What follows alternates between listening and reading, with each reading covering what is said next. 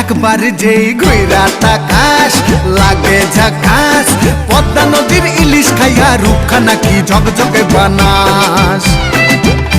একবার যেই ঘুইরা তাকাস লাগে ঝাকাস, পদ্মা নদীর ইলিশ খাইয়া রূপখানা কি ঝকঝকে বানাস। ওলালা হো, ওলালা হো, ওলালা হু।